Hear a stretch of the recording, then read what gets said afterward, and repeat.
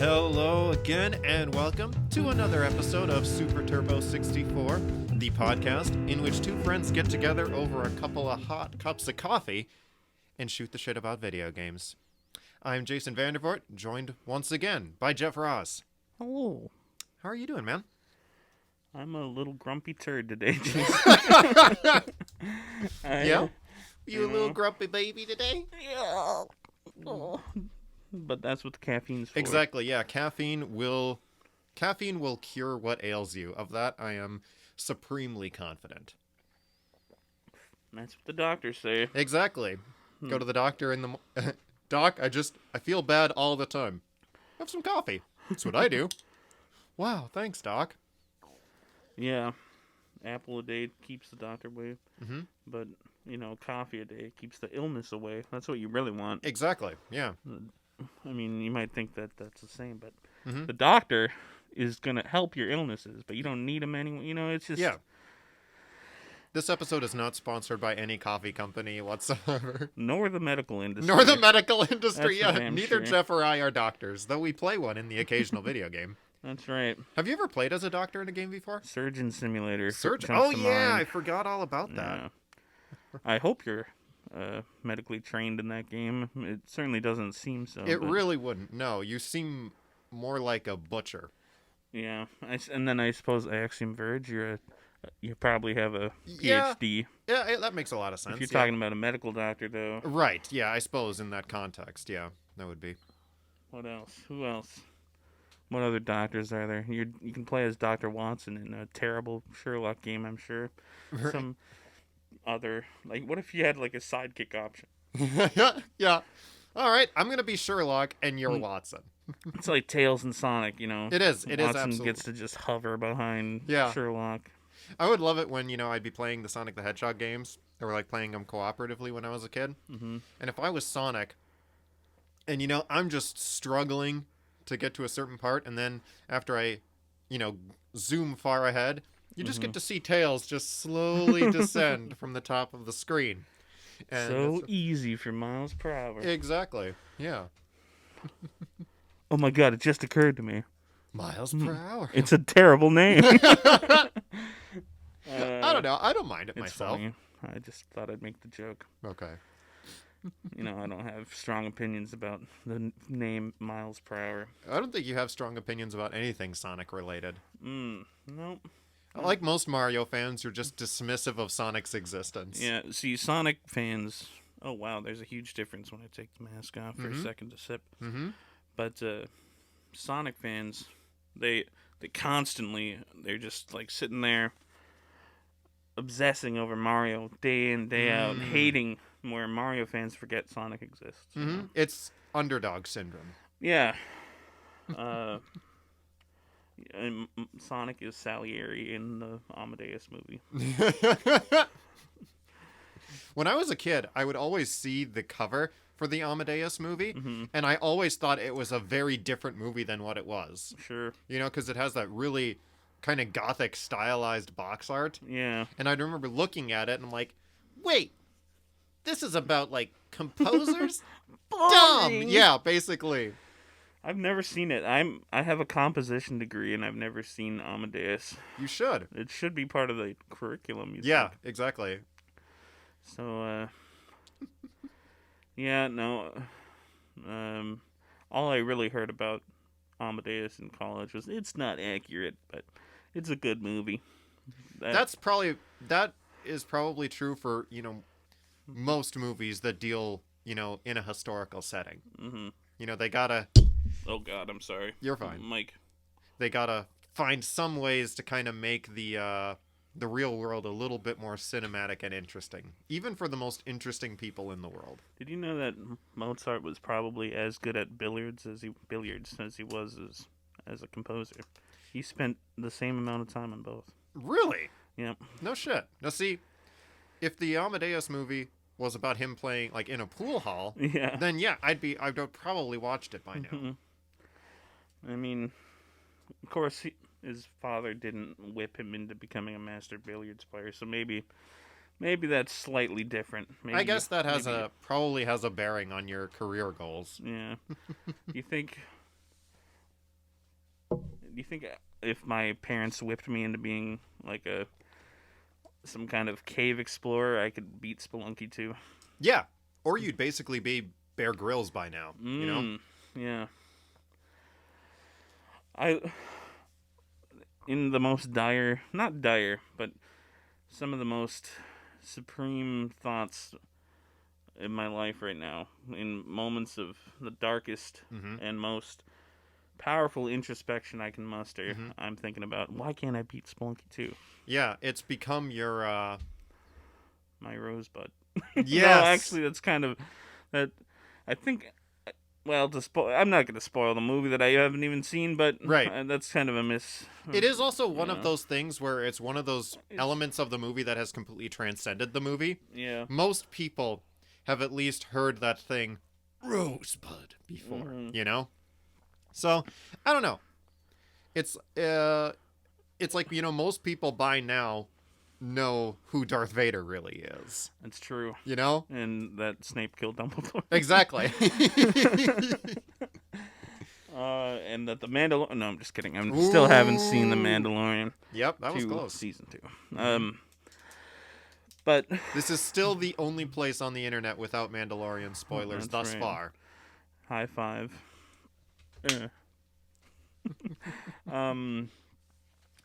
I did want to say that regarding Rosebud, it probably has room for interpretation, but from what I understand from watching The Office, which I'm sure is completely accurate about it, Oscar makes a claim it's his Rosebud or something like that, as if Rosebud was the object of obsession, and another character I can't remember says, you totally missed the point of the movie, is that sometimes things don't have a lot of meaning, you know? And so you can just mutter a final word and it has no real significance, you know? Interesting. Yeah. So, when you're on your deathbed, are you going to go, Spelunky? If I do, it's definitely because I haven't beat it yet. You have been playing it a lot lately, though, haven't you? Yeah, I have. I've been playing Spelunky 2, and it's funny because I finally, for each run, every, fifth run, I seem to watch an episode of Northern Lion going through the game. It's finally gotten to the game point where he has beaten it twice, and I've been, still haven't really mastered it at all whatsoever. So it's one of those few games that I've watched a Let's Player beat before I finish it, you know? I normally avoid spoilers like that, but... Right. I mean, I guess even Spelunky probably has, you know, some degree of spoilers. And it's like... Oh, of course. I figure... There's secrets galore. Well, absolutely. I guess when I think of more about spoilers, I think about it more in, the story aspect of, you know, this certain thing happening. I think that's probably one of the reasons that I haven't personally gotten into the watching Let's Plays too much, is because most of the games that I play, you know, I would want to be experiencing it myself. Right. You know, so most of those Let's Plays has been games that I don't have access to, or I didn't see me getting access to. Sure. You know? Well, I think some of the best Let's Plays I've seen have been videos of people playing a game I've already beaten and being like, his reaction is hilarious. Oh, I get that. Yeah. One of my favorite series ever is L.A. Noire, which we'll be talking about more today. Yes, we will. But, yeah, I'm playing Spelunky 2, and you and I have also been playing a lot of Civilization 6. We have. Yes. Yeah, no, we, our good friend Travis Hilton, who was on an episode of the show, he's a big fan of Civ. And, you know, both Jeff and I have been kind of interested in it, but had never really taken the plunge for it. And finally, we were just like, we found that opportunity. We each were able to pick up a copy of it for fairly cheap. And we're just thinking, hey, we can finally play Civ together. Yeah, it was a motivating factor to be able to play with buds versus alone. Yeah. Ironically, I'm putting it all out on the table, Jason. I'm not hiding the facts. You and I both already had copies of Civ You had it on Switch, I had it on PC. That's absolutely fair. And we still weren't playing it, but once like Travis was playing on PS4, and we're like, we can play. That's the thing. Yeah, I had it on the Switch. I found it for just really cheap at Walmart, I think. And then I was just thinking, hey, this would be really fun to play. I kind of envisioned it as being a game that I could play in the morning while I kind of woke up and whatnot. Yeah. But I think I barely made it even past the tutorial. Yeah. And, but then I was like, the motivation really came about when I realized that I'd be able to play it with Travis and you know? Yeah. And you and I have a game that we've been moving through. And then we've also got a game that we're playing with Travis, when our three schedules are able to intertwine. Yes. Quite. I've been playing a game alone as well. And last night I was playing as Silver-Tongued Pericles, as Sean Bean likes to put it. And I love Sean Bean's narration of the game so much. Pericles, I have almost won a culture victory by the time that I'm working on my science victory. Sure. Pericles has got like 2 different culture bonuses. Oh, I gotcha. If you're the suzerain of a city-state, you get 5 culture per turn per city-state. That's nice. So I've been putting my policies towards getting city-state influence, which raised a lot of culture, which makes me sort of a master of Civilization 6. Absolutely, yes, I would say so. Yeah.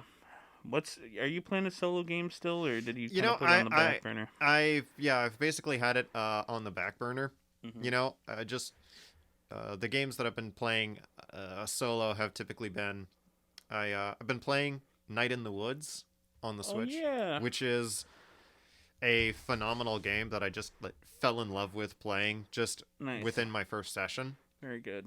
So, Night in the Woods it's kind of an adventure platformer game in a way for people who have maybe played things like Limbo or Inside.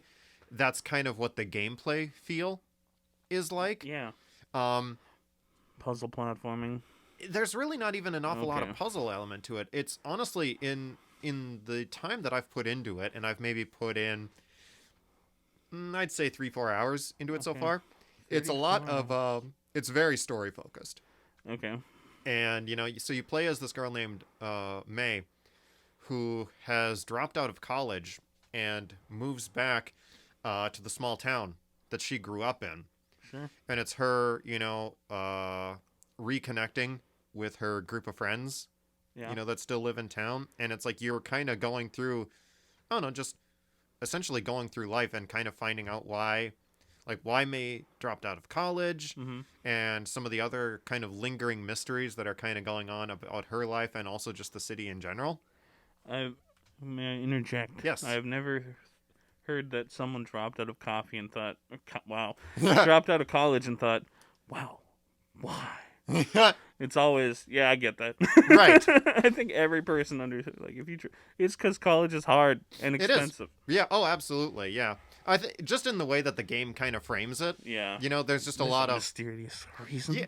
There's mysterious circumstance abound. My God. I know. But it's a really cool game, and it has this beautiful art style. Yeah. And some of the most natural and funny dialogue I've encountered in a game. Now, is that the game? I get it confused with Oxenfree a lot. Okay. But one of them has this perfect conversation system, I guess, where you get to interject and then they resume conversation. It's not that. Okay. Oxenfree is a better game. But no, I've heard amazing things about Night in the Woods. So yeah, I am really enjoying it. It's on my long short list. I get that. And I also have I've started and I'm slowly working my way through the remake of Final Fantasy VII. Very cool. Are you enjoying it? It's phenomenal. I find myself wishing that I had fully played through Final Fantasy VII when I was a kid, so that I'd be really able to more fully appreciate just what all is going on in the game. We have to invest the time now for the nostalgia later. That's what it's all about. When I've been watching WandaVision, I've been Mhm. like, thank God that I wasted so many hours watching Nick at Night so that when I see these black and white sitcoms, I'm like, ha! That's reminiscent of something I'm familiar with. Anyway, go on. Yeah, I see. I still I haven't started WandaVision yet, but eventually. But, no, I cut you off. And for good reason. Mm. I had to interject like Yeah, I did. it's all right. Like in that Oxenfree game or whatever game you're Yeah. thinking about. Now resume conversation. Thank you. Where was I? Oh, yes. Yeah. But yeah, it's probably the most comprehensive remake of a game that I've ever encountered. Oh, yeah.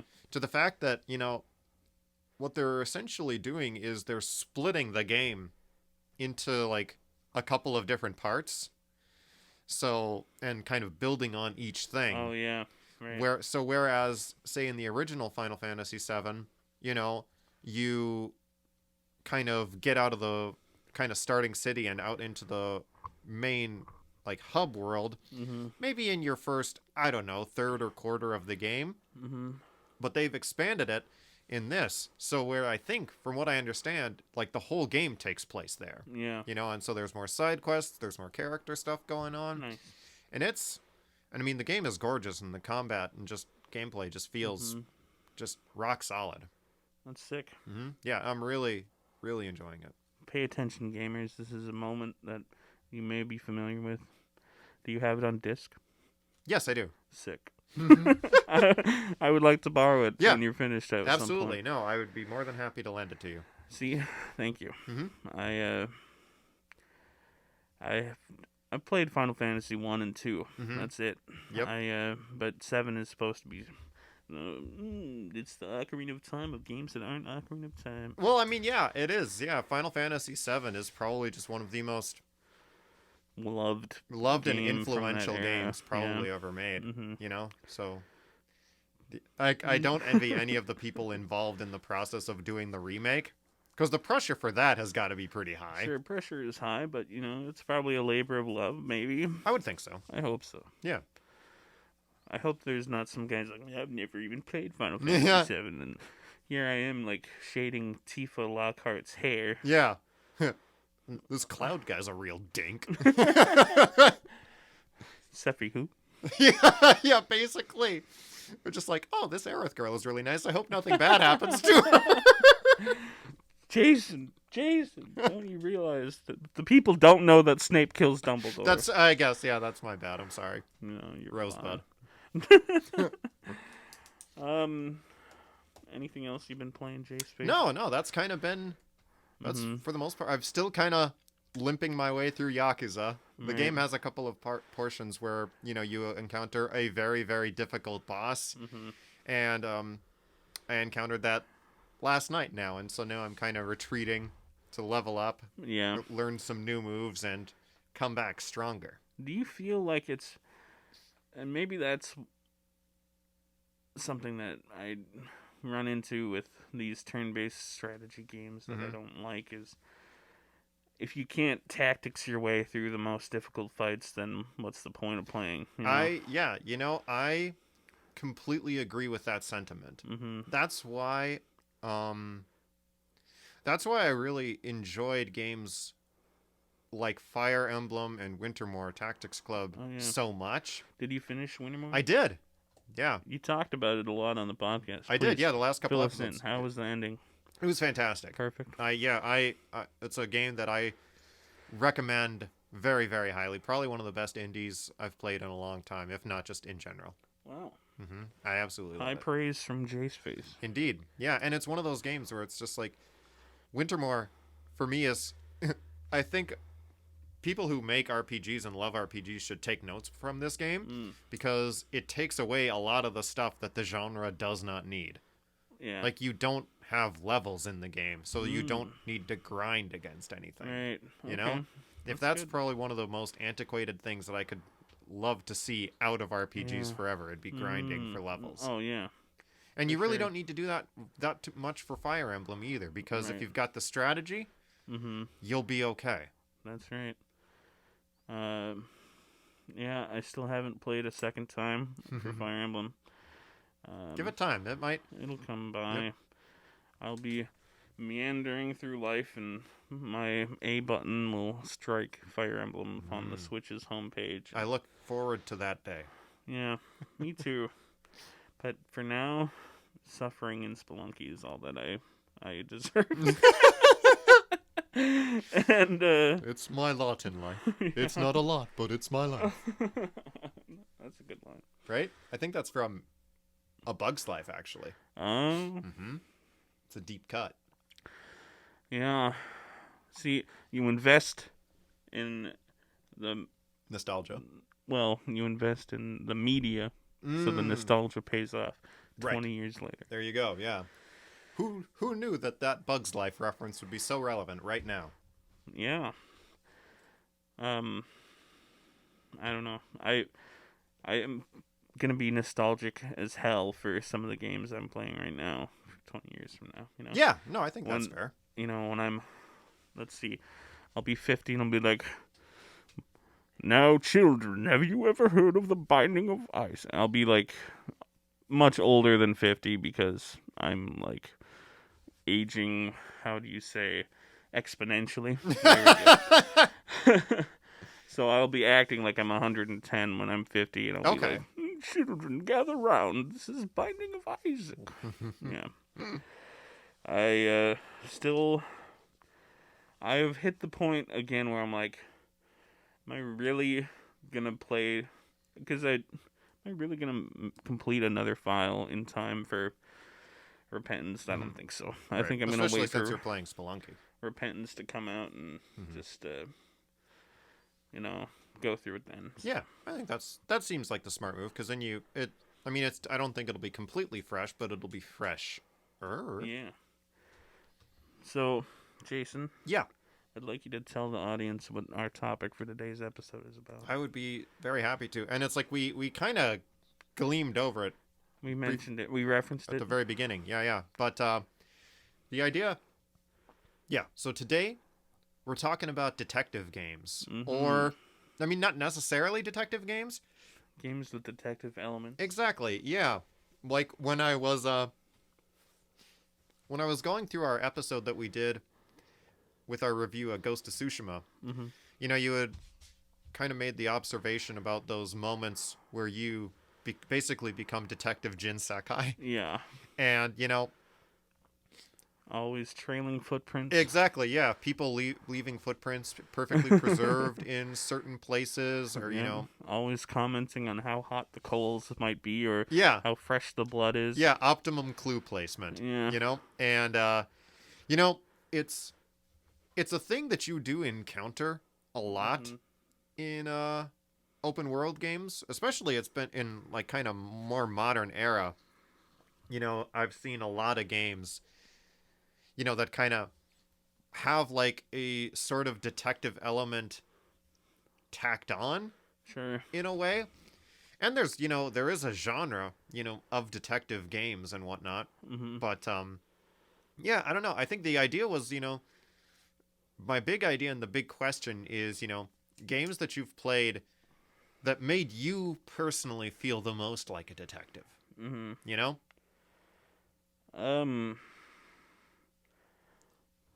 Should we go straight for the number one hits? Why not? Yeah. Where's Mario featuring Luigi for Super Nintendo? No, Carmen Sandiego. No, I don't know. I think L.A. Noire is... It may or not have the best... Like, it's... I'll say outright that you and I watched a great Game Maker's Toolkit episode about the detective subgenre, and which, by the way, that's a phenomenal YouTube channel. If anyone listening to this, you know, really enjoys kind of some of the more nuts and bolts things about game design, should definitely check that YouTube channel out. Absolutely, yeah, it's phenomenal stuff. Just the craft of fine essay writing, and it's all about a topic that you apparently like listening to this podcast. Either that or, you know, Jason or I. Or both. It can be both. It could it. Yeah. Because we're not like a figment of each other's imagination or nothing like that, right? No. That'd be a great reveal for the final episode of season 2. Yeah. It's just one of us has been doing an impersonation of the other and just using editing tricks. Yeah.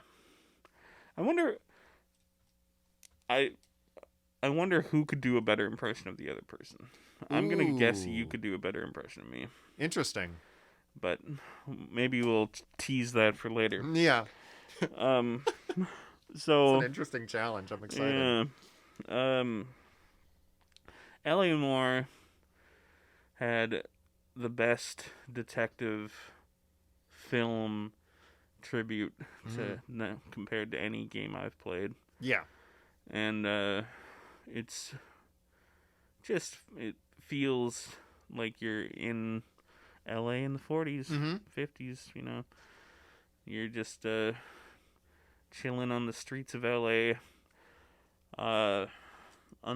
Solving crimes, exposing doubt. Yeah. Always looking for those lies. Right. You know, do you know what the actual, and this is game breaking, and it's a good reason to criticize the game, I suppose. You can always retract a lie. So that's the most, like, most optimal way to play the game if you don't know how, like, the solution already. Shit. So what you do is you never use doubt unless you're certain it's a falsehood and that you've already tried to lie. So what you do is you hit the lie button, and either Detective Cole Phelps will say, "We know that there was blood in the trunk and that the blood was a pig's and not a human's.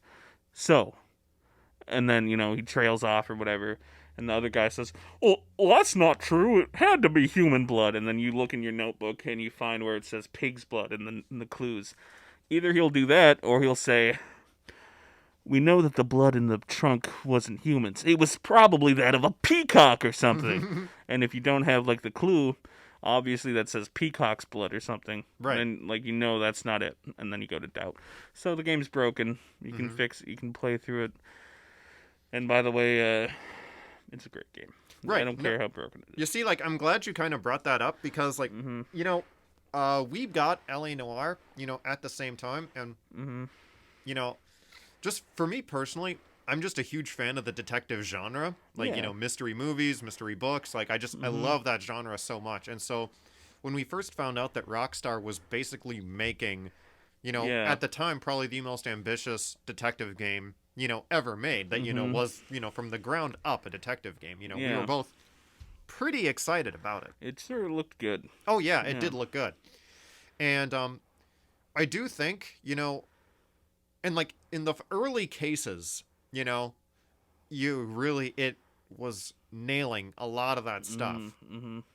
But I did, with basically that system that you were describing, I had a very, very big problem with it. Yeah. You know, so for people who hadn't played the game, you know, one of the big things that you have in L.A. Noire, one of the biggest mechanics, you know, is the interrogation mechanic, which you would assume to be pretty important in any, like, detective game. Yeah. And so what you would do, you know, you would question the suspect, and after they would make certain statements, you were given 3 prompts. That was truth, doubt, and lie. Right. You know, so if you knew what that person was saying, it's just like truth. But that's kind of where the problem in it was for me, because when I was playing the game, like, lie and doubt are so ambiguous. Right. Did you know that they changed it? Did they really? Yeah. On, like, the Switch version and possibly, like, the remakes for PS4 or whatever. It says, I believe it says, like, truth, aggressive, and expose lie or something like that. Okay. So, or it's like calm, aggressive, lie, something like that, where they knew that the game, like, it needed that fix, I guess. Yeah, because, what would happen to me, there's an early time. Actually, it's like, it's when the game is tutorializing that mechanic, and, you know, and it's asking you, you know, to do it. And you need that animal cunning, you know? You need that animal cunning lad. You need that animal cunning lad. And so I fucked that portion up so many times. Get back in there! Exactly. So, like, I would go in there, I'd do the interrogation, and then I'd go, like, I knew I messed it up, and then you'd go outside, and the commissioner was like, "You disappoint me, Phelps. Get back in there and give me a confession!" And he's just like screams so, that. he's so upset with me. Yeah. And then by the time you get it right, you walk up, "Masterfully done, Phelps." And it's just like, you've been yelling at me for the past 20 minutes. What is wrong with you?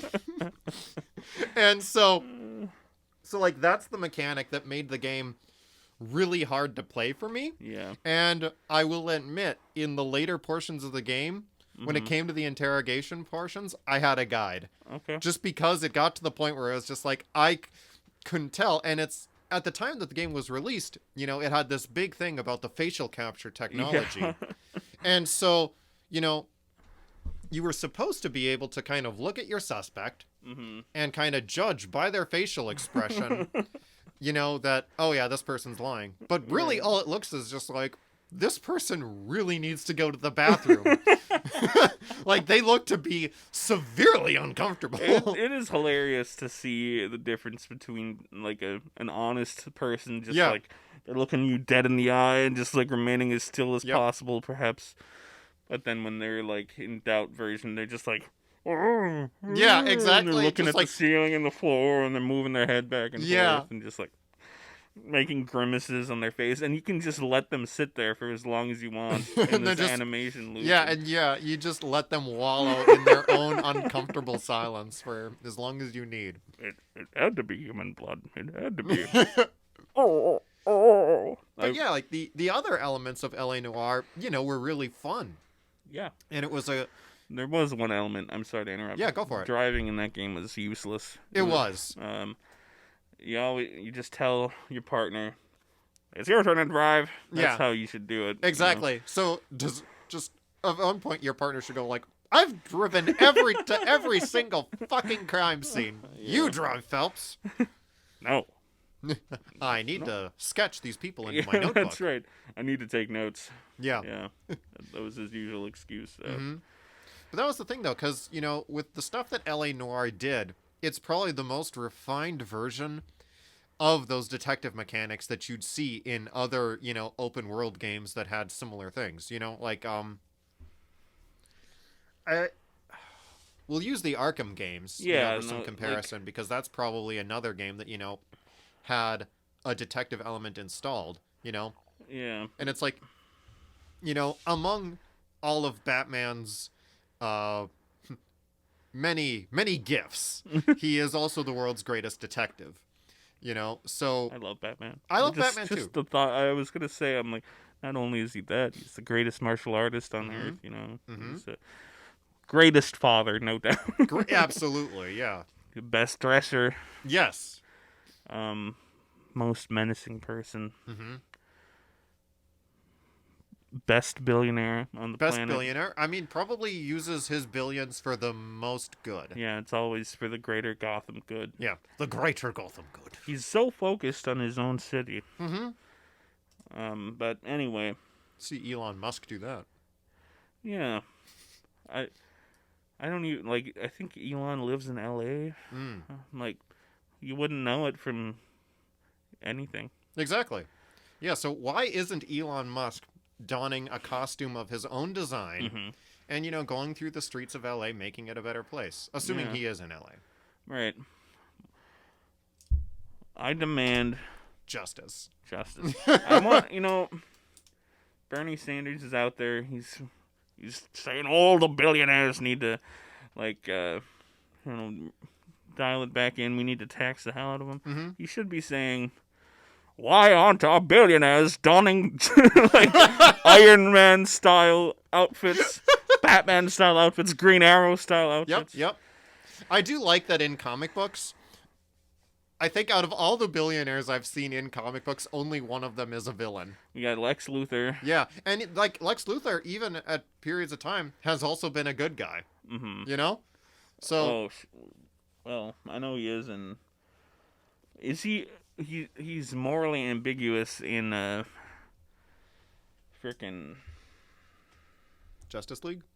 I was gonna say he's more ambiguous in Red Sun. That's it. Yes, right. But no. Now we're going off on comics. Right. Sorry. Which, I mean, we're in that direction anyway with Batman. Batman. But yeah, to continue with Batman, you know, it started in Arkham Asylum and then, you know, only kind of continued through City, Origins, and Night. Yep. You know, where you'd, on top of your other side quests or whatever was going on in Gotham at the time, you know, you've got these little mysteries that you can solve. And, you know, it has most of the stuff that you would have done in, say, L.A. Noire. You know, you're going to these certain places. You kind of enter this augmented reality thing where you're scanning through the crime scene, whether that's, you know, like tracing the path of a bullet or reconstructing a fingerprint. I remember, like, in Arkham Origins, that's when he finally had, like, that augmented reality thing where it would show the hologram of the crashed helicopter and shit like that. Whereas in, you know, like, in Arkham Asylum, you just had, like, the Riddler asking you to scan some of his right, like, portraits and stuff, you know. Yeah. Look for question marks, that sort of thing. Yeah. So it's just like, you know, Batman, he's on Arkham Asylum, and he's just like, oh man, I didn't bring my full gear that has... Yeah. I mean, this is just the stuff that I have in my spare Batcave that's under Arkham Asylum.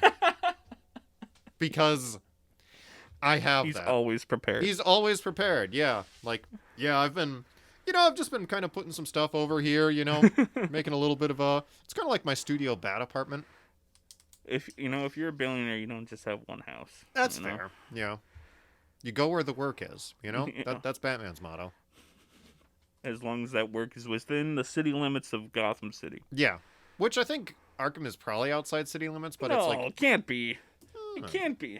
It's an island off of the coast of Gotham Bay. Oh, you're right.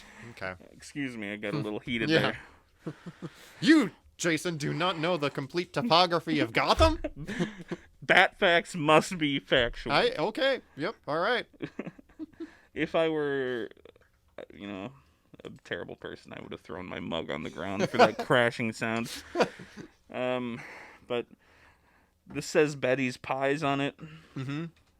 It looks like Betty's piss. It does. You know, and it's in cursive. Yeah, and, which makes basically every letter ambiguous. And therefore, the coffee tastes all that better when you're thinking of all that Betty. All right. So I'm sorry. Yep, you're fine. You're fine. But in like Arkham Knight, you have like you're using the databases of like the missing persons database as well as like the medical records. You know, Batman's some kind of bat hacker. Has access to all this stuff. Or has Oracle do it. Oracle. Yeah. But he's just scanning up a storm, you know. Exactly. Yeah, most of the detective work in the Batman games is, you know, scanning things. And that's very similar to the kind of tacked on detective element that you would have found, say, in Ghost of Tsushima. Yeah. You know? And it's like you even find stuff similar to that, say, in like the Assassin's Creed games. Yeah, apparently I've never played a Syndicate, but there is a actual sub thing. I did know about that. I haven't played Syndicate yet either.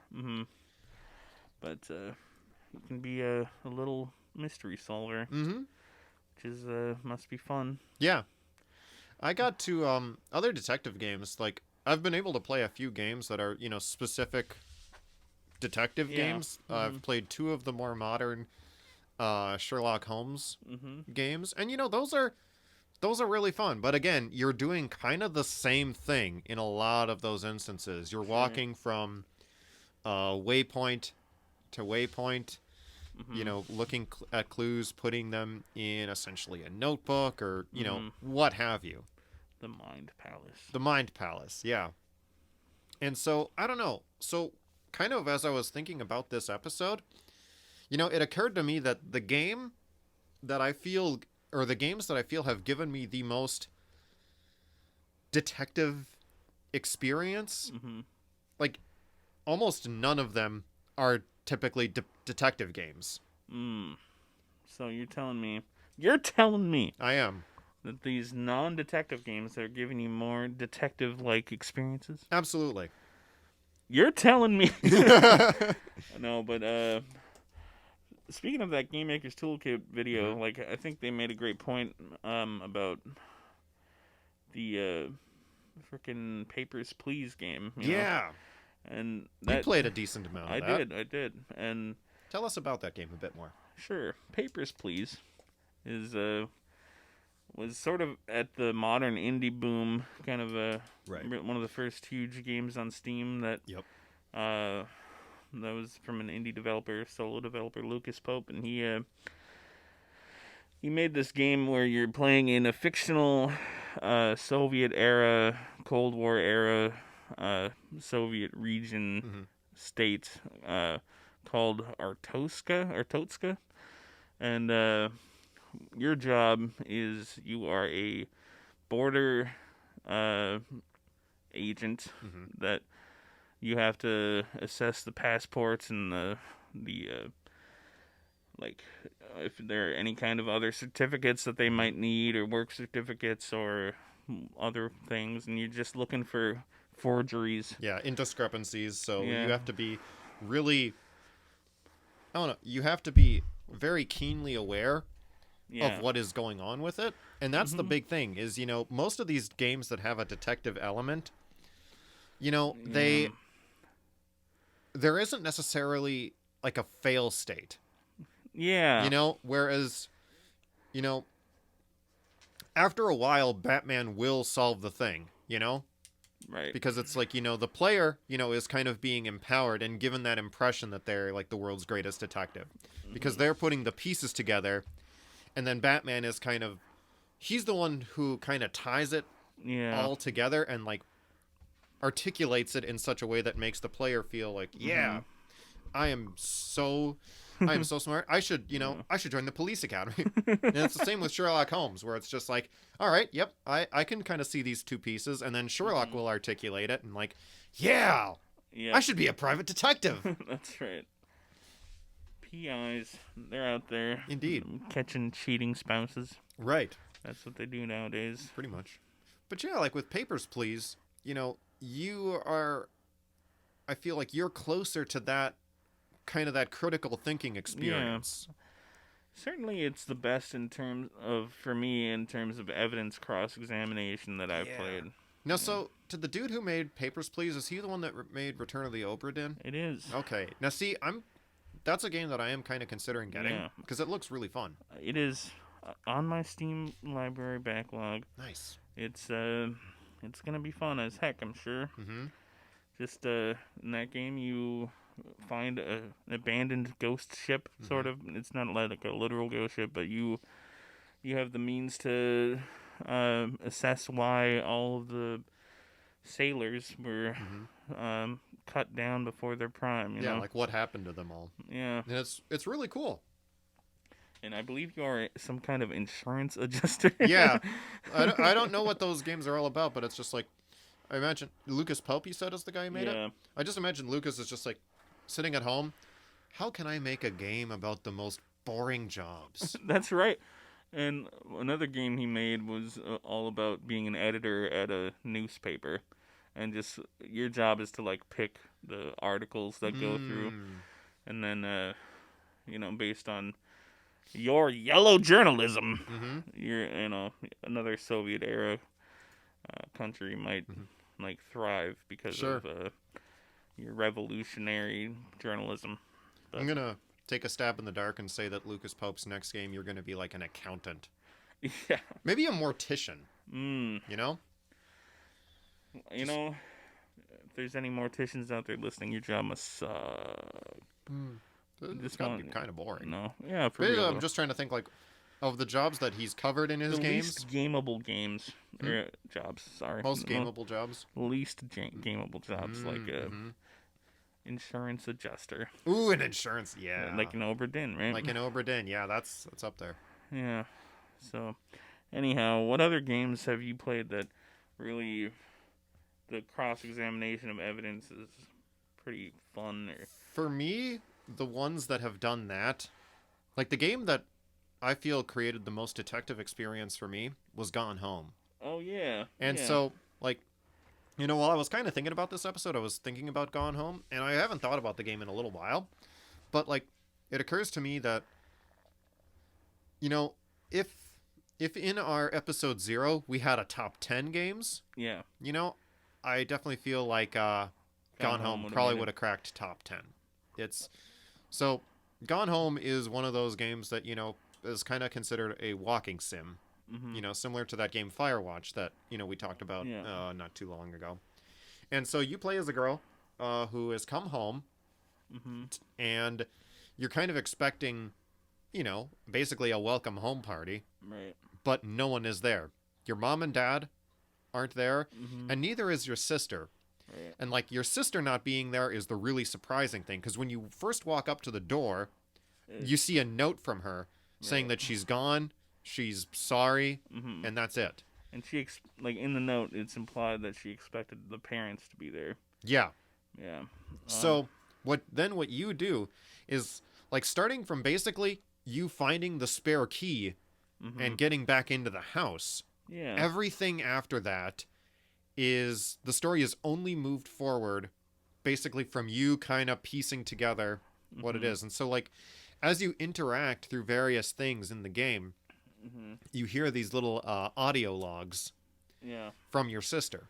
Right. And so you're kind of understanding what her life has been since you've been Mhm. away. And there's other things that you can find in the house too.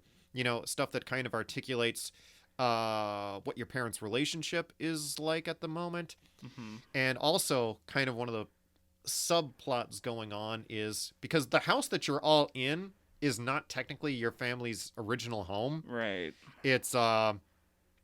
It's your uncle's home, and after he passed away, you all moved there because I think either your mom or dad had gotten a job in the area, something like that. Like I said, it has been a little while since I've played it, Mm-hmm. but so like as you're going through the game, you're kind of unraveling all this various stuff that's going on, Yep. and I'm not going to spoil really anything about the game, but as you are, moving through it, you are kind of coming across information that helps you unlock certain areas of the house, finding secret areas, Mm-hmm. and the game kind of creates this background where I don't know, it's not a horror game really, but there's moments that are a little tense, Absolutely. and you have moments of really kind of like worrying what is going on and what is Mhm. happening at this house. And so Yeah. it's open-ended enough that it allows the player to kind of make their own deductions as Mhm. to what's happening, as opposed to say Batman or Sherlock Holmes or Yeah. Sherlock Batman, Mm. Bat Holmes, kind of, basically figuring out what it is that actually happened. It's the power is basically all in your hands, Mm-hmm. and I really enjoyed it, and though those kind of mechanics are explored. Oh gosh, I've got it written down. Da, da, da, da, da, da. Yeah, so Gone Home is made by a game company called Fulbright, Mm-hmm. and so the next game that they made, called Tacoma, is Yeah. also kind of a walking sim sort of thing, but it takes a lot of those mechanics and kind of builds Yeah. on them even more. In that, you are on a space station, Mm-hmm. and kind of similar to Obradin, you are kind of assigned the job of saying, okay, you need to find out what has happened to the crew. Yeah. Right. And the ship is managed by an onboard AI. Mm-hmm. And so through the AI, you are able to kind of see like holograms of all of the people on the ship. Mm-hmm. And so you can kind of follow, say, one person, see what they're doing, Mm-hmm. and you kind of are able to piece the story together in and find all the interconnecting layers. Yeah. And you move through and just find out what it is that happened on the ship. Mhm. But just like in Gone Home, you are kind of figuring out what happened. You know, the Mhm. game isn't jumping to conclusions for you. Right. And that, to me, that just, it makes those moments when you're piecing stuff together just immensely satisfying. Absolutely. Both of those games are pretty great. They're phenomenal. I absolutely love. Mm-hmm. I love both Tacoma and Gone Home, and I think Gone Home, it just ekes it out, the victory for me between the two, just Sure. because it was the first one that I played. Mm-hmm. The story just captured me so much, and at the time, it was the first time that I had played a game that gave me that level of experience. Yeah. You know? Mm-hmm. I have to ask. Yeah. Have you played Edith Finch, or what happened to Edith Finch, or whatever the? It's free on game? my PlayStation waiting to be played. It's just like I need to play Oberdin, and you need to play Oberdin. I just think that from your description of Gone Home, you would absolutely love Edith Finch. Nice. Yeah, no, it's in my now or like ready to play folder Mm-hmm. on my PlayStation. So It'll be it's coming soon. great, Mm-hmm. great. Just like Firewatch. You seem to be one of the perfect people to play these walking sim games. I I am. think, Yeah, I'm definitely in a lot of ways like a target audience Mhm. for it. which is awesome. you Mm-hmm. know? Yeah, no, it's a very unique experience within games. Yeah. Uh, um, those. It's definitely a pattern. It seems that these walking sims all seem to have like a detection element to them. Mhm. Now that I'm thinking about it, like they're Right. always trying to figure out the mysteries, revelation, or Yeah, there's some sort of nagging thing going on Yeah. in the background that is kind of propelling you forward to figure out what's going on. Yeah. I haven't played The Vanishing of Ethan Carter, but even just the name tells you it's a mystery. I played a little bit of that, but I got stuck. Oh yeah. And it just could be kind of I was stuck and then some other game kind of showed up and Sure. yeah. Just Sure. one of those games that unfortunately fell to the wayside. It But happens. but up until that time, I was really enjoying my experience with it. Mm-hmm. What other walking sims? I know like the people that made Edith Finch made like 2 walking sims before, except they're more of art games Mhm. than like mystery games. Right. Like the something Swan is the name Unfinished of Swan, one. I think. That's Yeah, it. yeah. It's like all about using like black paints in a white tapestry world to figure out the path forward. Cool. But I just I'm racking my brain right now because I feel like I'm missing a big one. Yeah. That There's Dear Esther. Yep. I played that. And that's a fun one. Okay. I haven't played that one. That's pretty good. Is Yeah. that another mystery game? Kind of. Yeah. Yeah. Yeah, it's I don't for me it's like whereas say Tacoma and Gone Home, you're kind of in this place and you're not to use like the Metroidvania thing, but you're in a like kind of an interconnected thing Yeah. and you kind of there's a certain degree of backtracking and whatnot. Mhm. But with Dear Esther, I felt like it was pretty largely just a path A forward. linear game. So for me I didn't quite get that same experience, Yeah. Sure. but Yeah. there's a couple other games that I've played, that aren't walking sims that kind of gave me a detective experience. Mm-hmm. And I feel like I've mentioned it on here before, but Shenmue, Oh yeah. is really big for that. Because, when I first started playing Shenmue, the game opens up, with Ryo walking into his dad's dojo and seeing him getting killed by Lan Di. No, like martial arts killed, like Shah! Oh. And so then you try to stop him, you fail. And so then after that, everything after that is Ryo basically just kind of almost doing his detective work in finding Lan Di. Like the game starts with you asking your neighbors about the black car that was seen Right. leaving the dojo. And I felt like if it was optimized a little better, it could be, a truly great experience. But I mean, at the time, it was the first of its kind sort of thing, Yeah. And so it just hasn't aged really great by modern game standards, but it still offered an experience that I hadn't yet had before. Right. And so, like, those moments where, one of your neighbors says, "Oh yeah, I found this person said this," and then you have to find that person, and it's, I don't know, it kind of gave you, I don't know, that experience that you yourself were kind of putting these pieces together. That's right. I have to say, there is one detective game I've played that is probably the best ever. Yeah. And that's Who Framed Roger Rabbit. Yeah, no, that was my first detective game for sure, though, back in the NES days. Sure. Here. The whole game at first is, and I've talked about this on the podcast, I know. Yep. Because your spiritual I'm successor. still working on my spiritual successor.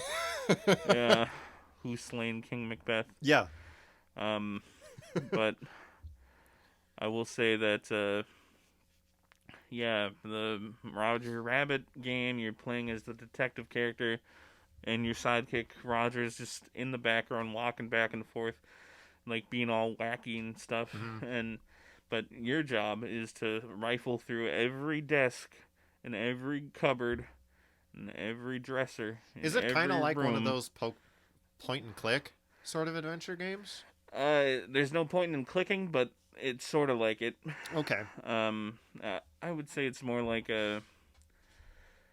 I don't know. It is kind of like just its own weird little game. Right. Right. But you walk up your character to the dresser. There's nothing in here. Walk up to the mouse hole. There's a piece of cheese in here. You take the cheese, and if you see a rat later, you can throw the cheese down so he doesn't bite you. Okay, yeah. No, I know exactly what you're saying, because I've played a game similar to that.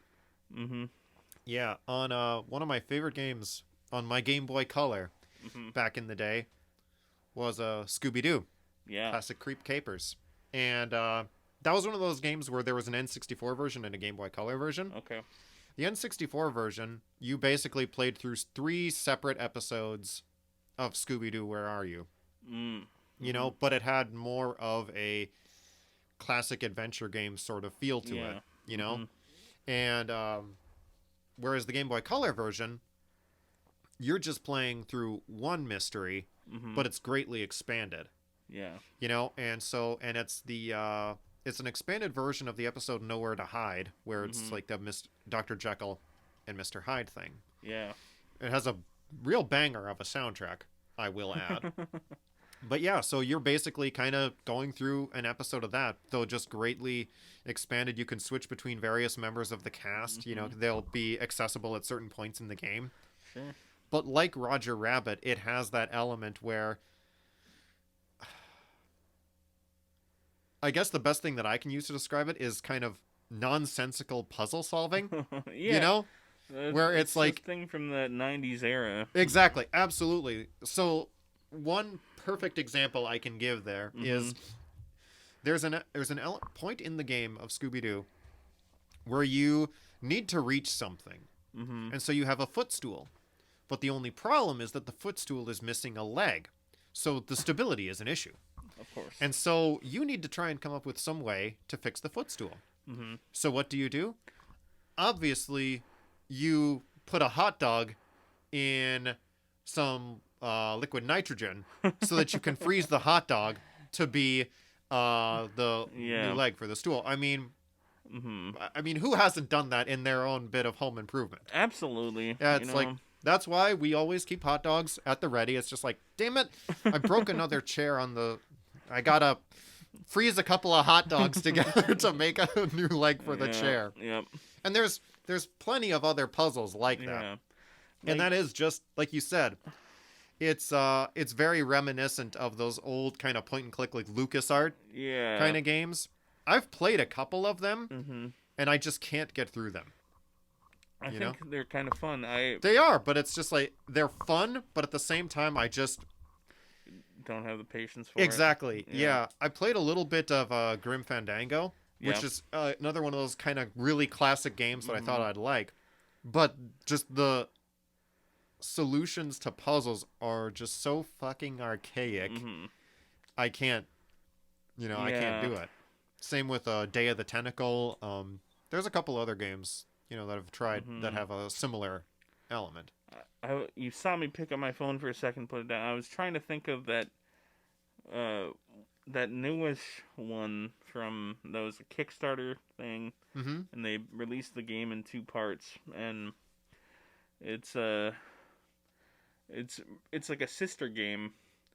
One game is like you belong, you're a villager in a village that is like preparing for a festival, Mm-hmm. and I'll just say that the festival is not unlike the lottery short story that we all read in middle school English class. Okay. Yeah. And then the other game is similar to Tacoma, except rather than actually no, it's more like you're on a spaceship, and the AI for the spaceship is acting as a surrogate mother for you. Okay. But the thing is, you've grown too old to need like the fifth or 4 or 5 year old style mothering that the ship is giving Oh, you. sure. So like have your brekkie, have your cereal, and I'm a grown ass man. here's some blocks for you to play with, and you're like, and you're trying to figure out a way to get off the ship and get the Sure. ship moving somewhere else, and um. Anyway, yeah, those are no, you know what? It is a game that came out in two parts, but in the first game you get to play both games. Okay. So then you're like looking for like how are these connected? And Sure. it has a very cool reveal about midway through the Nice. games. And, That's really neat. um, Like that genre is kind of making a comeback yeah, in a way. and that's why I want to look it up, and I'm going to. Yeah, go for it. You Yeah. know? No, I've seen other games that have come out within the last few years that, definitely kind of harken back to those early computer point and click games. Mm-hmm. There's one that came out that I know Techie and I have been considering playing called Thimbleweed Park. Sure. And that's, a point like a kind of a side-scrolling adventure game which looks very similar to, some of the ones that we've played before. Mm-hmm. And you play as like, a couple of agents that basically look like Mulder and Scully from the X-Files. And I'll interrupt you for a second. It's Yeah. Broken Age. Broken Age. You know what? In my head I was thinking that sounds like that might be the thing, but I wasn't sure. Sure. Yeah. But yeah, I just typed in Kickstarter point and click game. Nice. Thimbleweed Park is number 1 on the list. Okay. I haven't really heard of it before. Yeah. So that's a similar game, I guess. Mhm. But Yeah, it's cool to see that genre kind of making a comeback. Yeah. I just hope that the people who are making them now come up with puzzles and solutions that don't require you to basically think like Roger Rabbit. I think that is part of the appeal for people, though. In some ways, yeah, but I could also not see for it being you like super necessarily, frustrating. but frustration. Yeah, that's the problem. Is Yeah. you get stuck because you don't think like a cartoon character, like you're saying. Exactly. But at the same time, like if they figured out a way to have like a cheat system in the game or something, Yeah. you give up after Right. a certain amount of time, and be like, okay, what am I supposed to do with the snake? Yeah. Oh, it's a hula hoop. Of course. Of course. Yeah, why didn't I think of that? Because Yeah. I'm not a fucking cartoon character. Yeah. But yeah, I kind of now you're making me want to go back and play those point and click games a little bit. I think it'd definitely be a fun experience. Mm-hmm. I'm a lot more inclined now to go through What Remains of Edith Finch, you know. For sure. And yeah. And I don't know, Thimbleweed Park one of these days. Yeah, I don't know, it's such a cool genre. Mm-hmm. And I don't know. I just feel like we're definitely at that point now where we're gonna start to see some really cool shit coming from it. What with the indie revolution, Mm-hmm. I mean, that's. I've heard whisperings that it's sort of becoming more of like that our golden age of indie is coming to a close, in the sense that we have like these major publishers that are buying out indie studios, But at the same time, I think we are seeing a lot of cool smaller games that reach niche audiences, Right. or niche game design areas. So we're kind of coming back to that spiritual successor thing. We get to see a lot of cool ideas come back from like the 90s or earlier or later. And yeah, you're seeing a lot of people who are making games that remind them of the stuff that made them fall in love with games. yeah, And like, just for the sake of argument, for some people who are saying that they think, we're already kind of at the end of like this golden age of indie games. Yeah. I definitely don't agree with that. Sure. I think I don't know. Like, I'll use a punk rock allegory, if I may. Do. All right. Like, when punk rock was kind of first, introduced, and, when people were able to start, which basically kind of started when instruments became cheaper to get and easier to get. People, like anyone could buy a guitar, start learning and start making music. That was like kind of the whole ethos of what kind of was behind punk rock. Yeah. But then after a while, punk had its moment where, then those studios were like, all right, let's get our grubby little hands on it. And that's, when you would get, well, what's essentially pop punk. Yeah. And, but even though we have pop punk, that has not stopped people from maintaining, a really thriving indie scene. Yeah. So right. Yeah, just because studios have shown up and yes, have bought and supported, some smaller indie teams, the fact now is that since games are more accessible for people to make, and like the fact now that like one person studios can make great games, it doesn't matter now that, some studios are able to, buy indie studios. The fact of the matter is like that mantra is still very much alive, that, now basically anyone, if they have the time, can basically make, Who Slain King Macbeth. So, I definitely... Allow me to spit some counter argument. I'm ready. Is that because we had the gold rush on indie games. Absolutely. And, unfortunately, there's too many prospectors on the riverbank. So, any prospector boss that just pays 10 prospectors... sorry to make this into a child's allegory. Hey, Jesus did the same thing. Just tell it to me straight, Jesus. But no, what I'm getting at is that there's so much competition, and it's so difficult to spend like your entire... If you want to do it full time, you have to invest so much, both of potential money that you could be making at another job. Yep, absolutely. Or whatever you need to do to sacrifice in order to make a game that competes with like The Binding of Isaac Repentance or something. Right, exactly. Because not every indie game that comes out is able to really capture people like, say, Isaac or Stardew Valley. Right. And like if you go on to, say, the Switch Marketplace and check the deals section, at basically any given day, you will encounter just countless legions of indie games that even people like us, who are fairly, knowledgeable about what's going on in gaming, so many of these games show up and you're like, the fuck is this? Right. They call it shovelware because sometimes it's not even indie developers making these games. Right. It's like a bigger company, a tech company of some kind that puts out a small game hoping to pick up, like, they think it's the law of large numbers that eventually one of their small games they put out is going to be a huge hit. Yeah. Right. So now, because there's hundreds of people competing against you, like, it's hard to say, would Papers, Please have made it when, like, in 2021 versus 2011? You know, It definitely would have had more competition, that's for sure. in 2021.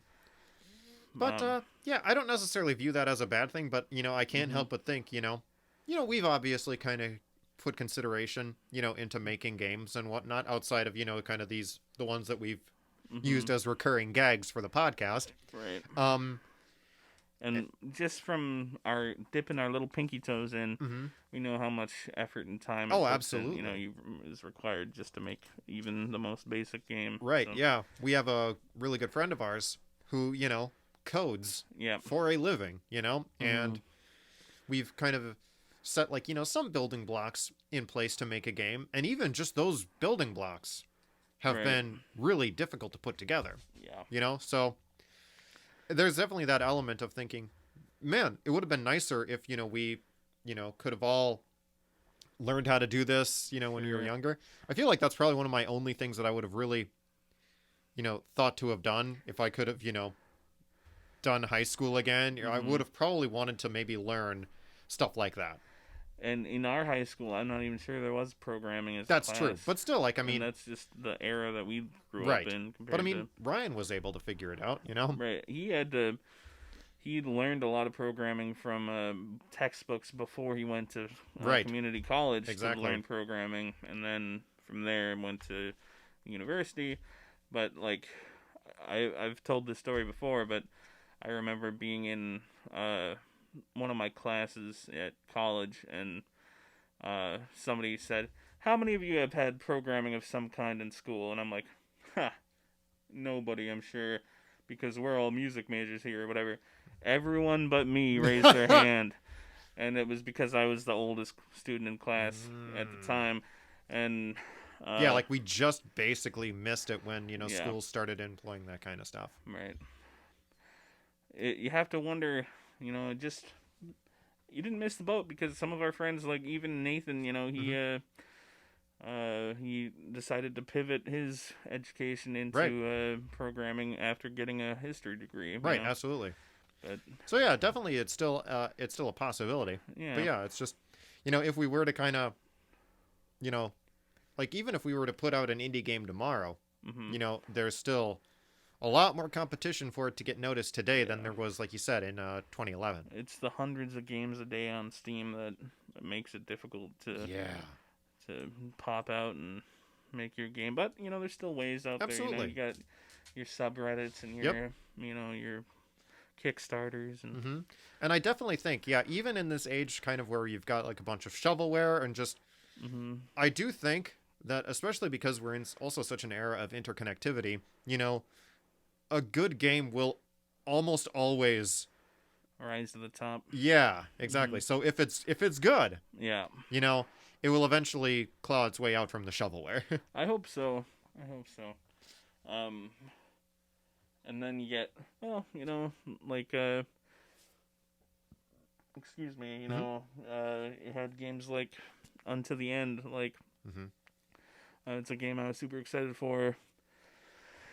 Not I don't think it's that huge though, Sure. and yet by indie game standards, just the fact that you know just a regular game fan such as myself has heard of it means that it's at least kind of made it in some Yeah, sense. exactly. It got purchased, or at least licensed to be part of Xbox Games Pass, Yeah, and which is a phenomenal service. yeah, this is finally we reveal our true sponsor.